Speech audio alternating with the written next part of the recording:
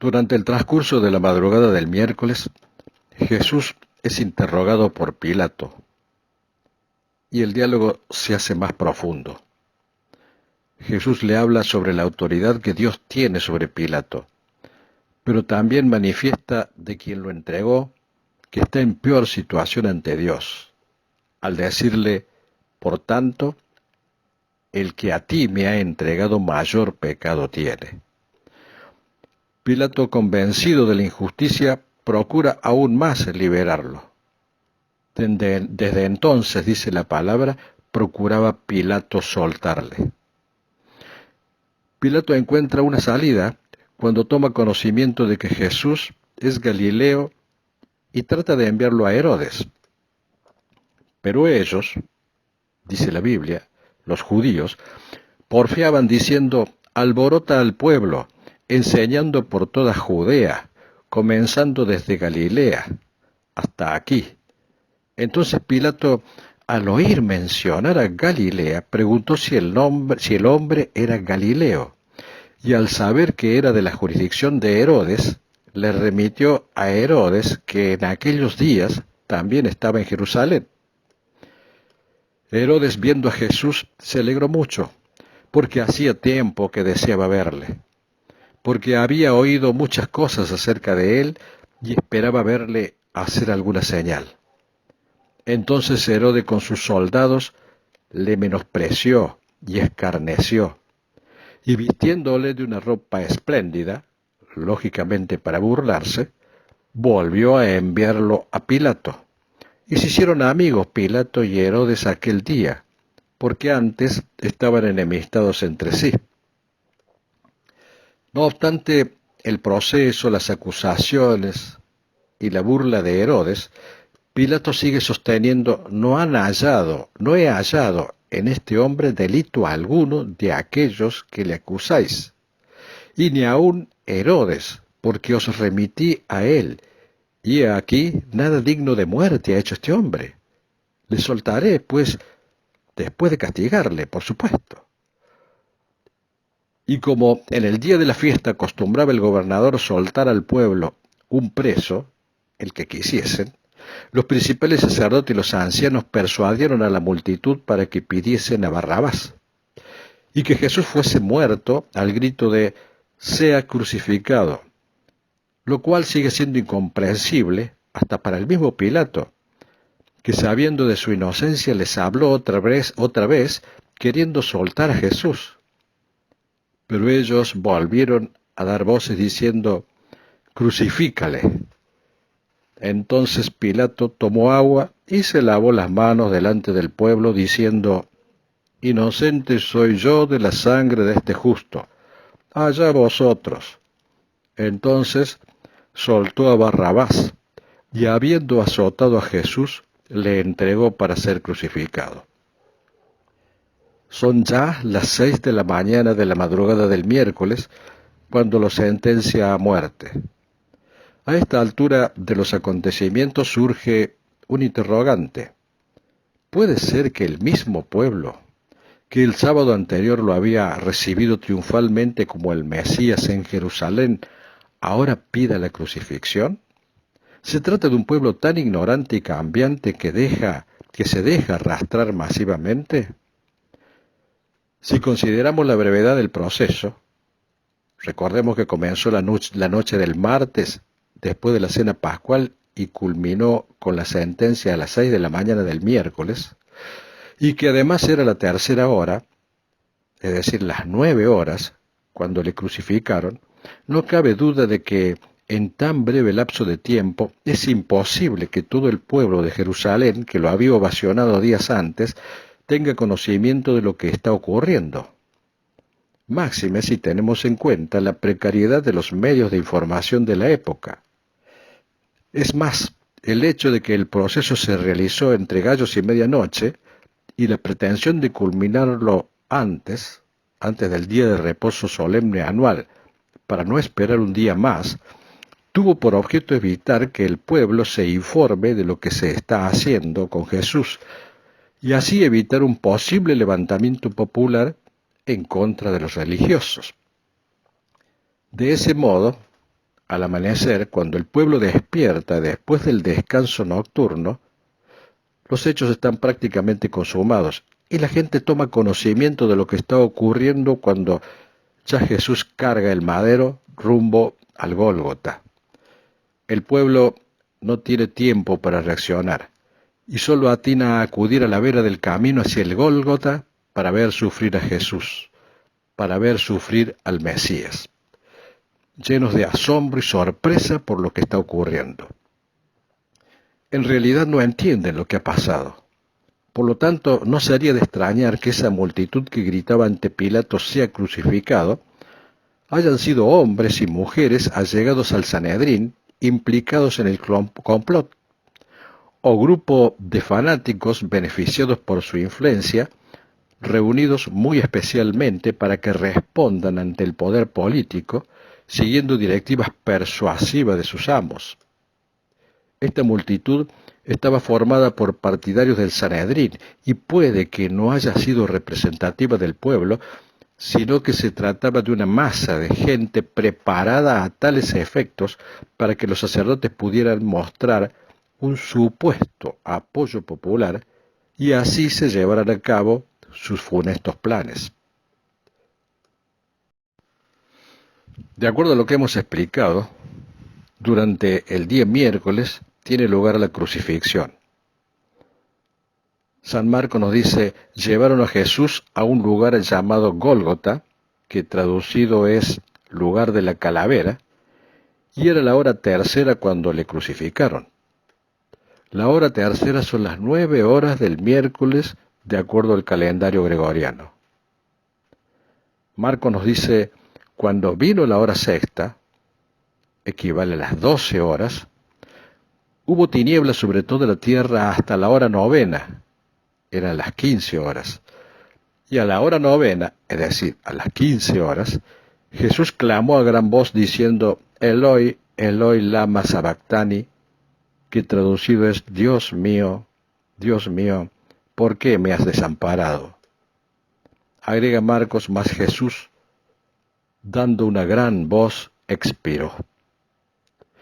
Podemos concluir entonces y con mucha exactitud que Jesús es crucificado a las 9 horas. Permanece en la cruz con vida hasta después de las 15 horas, momento en que se eleva su clamor para morir minutos después. Los religiosos de la época han logrado su objetivo de eliminarlo antes que se iniciara el día de reposo solemne anual, el jueves, sin la molesta presencia de Jesús.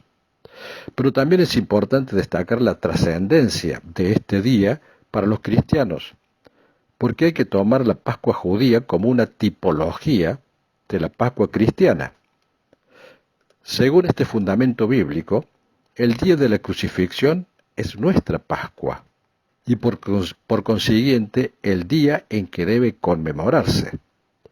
Si bien la costumbre y la tradición han impuesto que la Pascua en cada Semana Santa debe celebrarse el domingo, día en que supuestamente resucitó el Señor, las Sagradas Escrituras indican que dicha celebración cristiana corresponde que se realice el miércoles y no el domingo.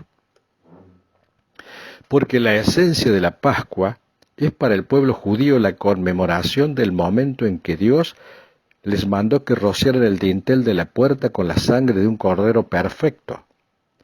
Quien estaba dentro de la casa no vería la muerte porque era la última plaga para que Faraón los liberara de Egipto. Pascua significa haber sido pasados por alto de la muerte para los judíos, por la sangre del cordero en el dintel de la puerta, lo cual fue un anticipo de la sangre derramada por nuestro Redentor, el Cordero de Dios que quita los pecados del mundo. Así como los hogares judíos que habían rociado el dintel de su puerta con la sangre del Cordero tienen el privilegio de no ver la muerte de sus primogénitos, la sangre derramada por Jesucristo en la cruz nos redime de todos los pecados y de la muerte. Eso es la Pascua. Para el pueblo judío la celebración de la Pascua se realiza el día en que se sacrifica el Cordero. Para nosotros los cristianos, el Cordero de Dios, Jesucristo, murió una vez y para siempre. Y es su sacrificio el que nos trajo la redención definitiva, que nos permite considerarnos victoriosos ante la muerte. Por consiguiente, tanto para los judíos como para los cristianos, hay un sacrificio sustitutivo por parte del Cordero, lo cual significa que en ambos casos alguien muere en lugar nuestro para que los sustituidos podamos ser pasados por alto de la muerte. El sacrificio perfecto, Dios lo realiza, pero con la inmolación de Jesucristo, de modo tal que ya no hay necesidad de realizar otro. La muerte de Jesucristo fue definitiva para nuestra salvación, y en este caso la sustitución alcanzó la absoluta perfección. Por consiguiente, la Pascua debe celebrarse en oportunidad de conmemorarse la crucifixión y muerte de Jesús y no en el momento de la resurrección. Y aquellos hechos ocurrieron el día miércoles de la semana de la Pasión, porque es el día en que el Cordero de Dios es inmolado. Recordemos la expresión de Pablo cuando dice, porque nuestra Pascua, que es Cristo, ya fue sacrificada por nosotros. Para el apóstol, la Pascua es aquel acto mediante el cual Cristo es sacrificado por nosotros, es decir, el momento de su muerte y no el de su resurrección. Si bien es cierto que el postrer enemigo, la muerte, es vencido con la resurrección de Jesús, no es ese el suceso que Jehová instituye como la Pascua que debe conmemorarse a perpetuidad. La muerte del Cordero es la Pascua, mientras que la resurrección es el acto mediante el cual lo corruptible se viste de incorrupción y lo mortal se viste de inmortalidad. Prosiguiendo con la crucifixión, recordamos que San Marcos dijo, José de Arimatea, miembro noble del concilio que también esperaba el reino de Dios, vino y entró osadamente a Pilato y pidió el cuerpo de Jesús. Esta mención pone en evidencia que las buenas nuevas ya habían llegado al mismo Sanedrín. Su doctrina se estaba infiltrando en las esferas del poder. José de Arimatea compró una sábana y quitándolo, lo envolvió en las sábanas y lo puso en un sepulcro que estaba cavado en la peña e hizo rodar una piedra a la entrada del sepulcro. José de Arimatea es un hombre rico que forma parte de los estamentos de poder porque según las Escrituras es miembro del Sanedrín. Era justo y bueno y por tanto esperaba el reino de Dios, lo cual indica que era un discípulo secreto de Jesús. Siendo miembro del Sanedrín, siendo miembro del concilio, no había consentido en el acuerdo ni en los hechos de ellos. Fue a Pilato y pidió el cuerpo. Es decir, que la forma en que culminaron las cosas le produjo tal indignación que osadamente se dirigió a Pilato para pedir el cuerpo de Jesús. Y junto a otro miembro del Sanedrín, Nicodemo, el cual aparece también como cauteloso simpatizante de Jesús, bajan el cuerpo de la cruz, lo envuelven en una sábana, lo ungen con especias y le colocan en un sepulcro abierto en una peña. Mientras tanto, María Magdalena y María, la madre de Jesús, miraban dónde lo ponían. Nos preguntamos, ¿por qué solamente lo descolgaron, envolvieron y sepultaron únicamente José de Arimatea y Nicodemo? ¿Por qué las mujeres observaban desde lejos? ¿Cuál fue la causa por la cual no ayudaron en ningún momento y solo se limitaron a observar cómo cerraban la tumba con una gran piedra? Es que ya comienza el gran día de reposo anual.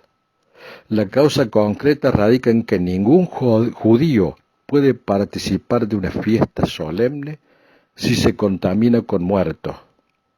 Si no, en ese caso, no puede participar de la celebración y debía alejarse del lugar para evitar contaminar a otros. Quien estuviera en esa situación debe celebrar la festividad solemne el mes siguiente de la fecha instituida como celebración anual habitual, porque todo aquel considerado inmundo debe ser echado del campamento. De allí la extrema cautela y precaución de las mujeres, evitando acercarse al cuerpo sin vida de Jesús. Pero este no fue un inconveniente mayor para José de Arimatea y Nicodemo, quienes por ser miembros de la jerarquía religiosa gozaban de ciertos privilegios y licencia que no son posibles para el común denominador de la gente. Y eso hizo posible su ayuda a Jesús.